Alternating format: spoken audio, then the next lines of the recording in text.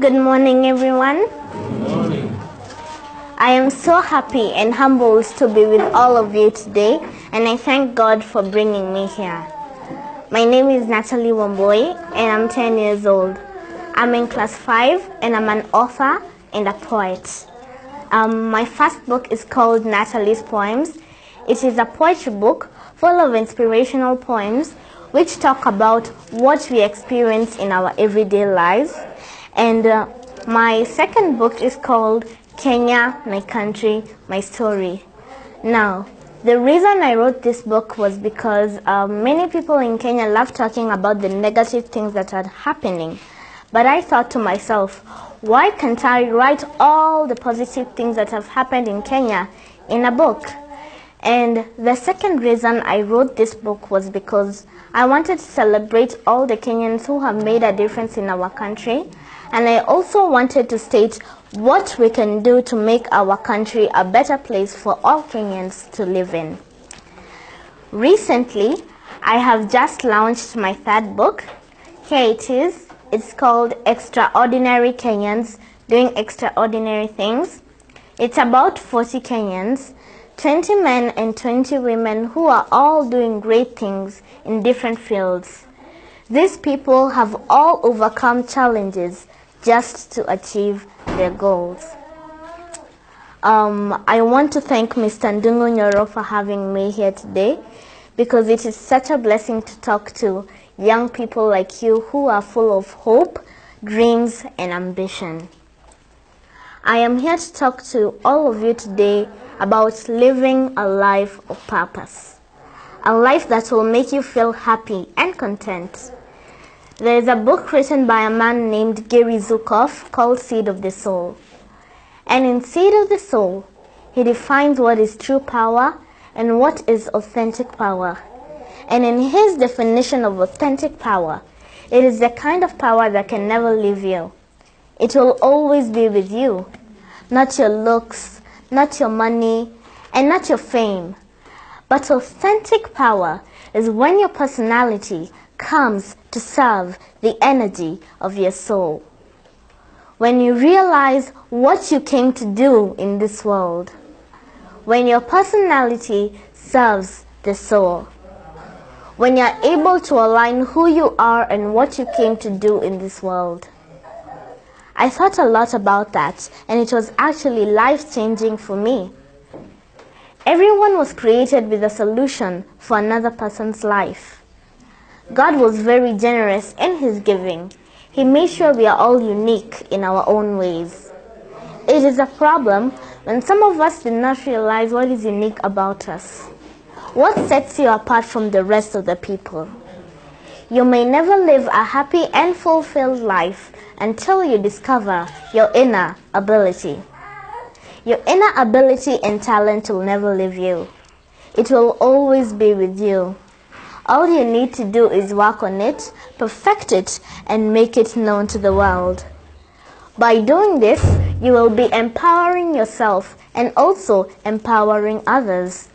In the process, you will find a sense of purpose and a direction of where you want your life to go.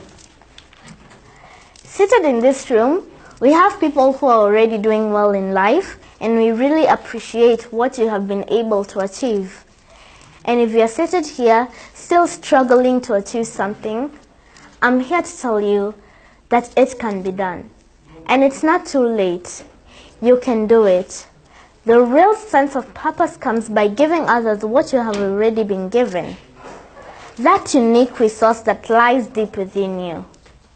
You may never live a happy and fulfilled life until you discover your inner ability.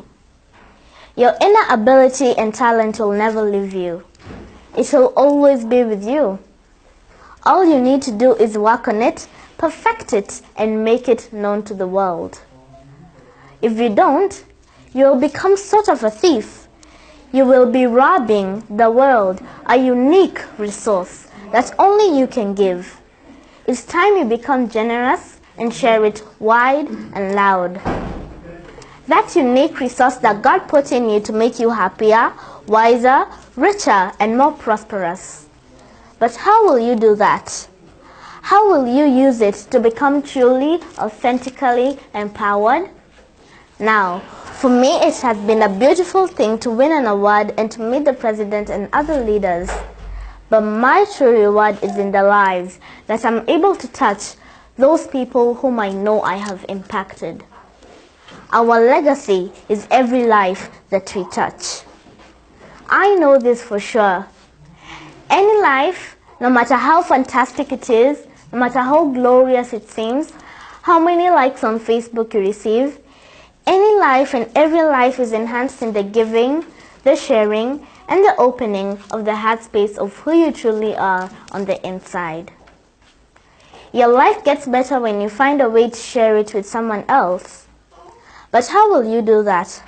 How will you use it to become truly, authentically empowered? Now, for me, knowing that what I'm doing can inspire another child to do what they love doing, be it singing, writing, football, and many others. But I want to tell all of you today that your legacy is every life that you touch. As you live here today, the question will be, whose life will that be? How will you use yourself in such a manner that your legacy and your impact will live beyond the doing?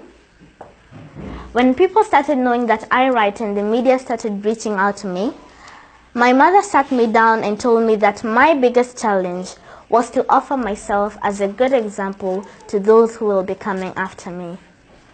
And that is a challenge to all of us. You have to have a reason as to why you do what you do. For me, I'm a writer, and whenever I go somewhere, people normally ask me, how did you start writing?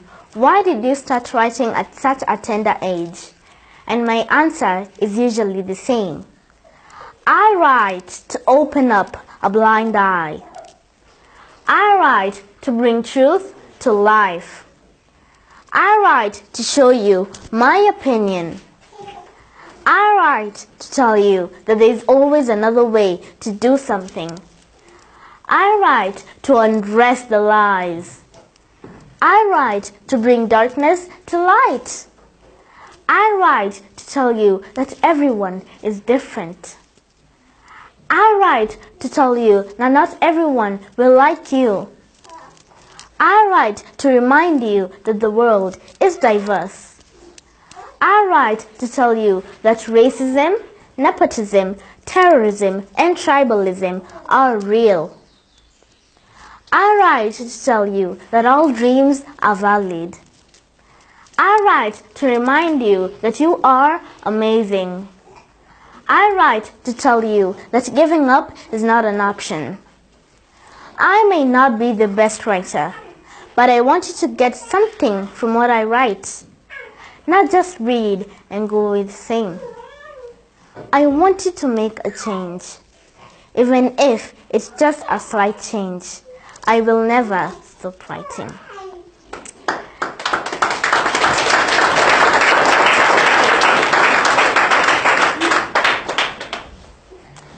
Today, I cannot finish my speech without talking about God.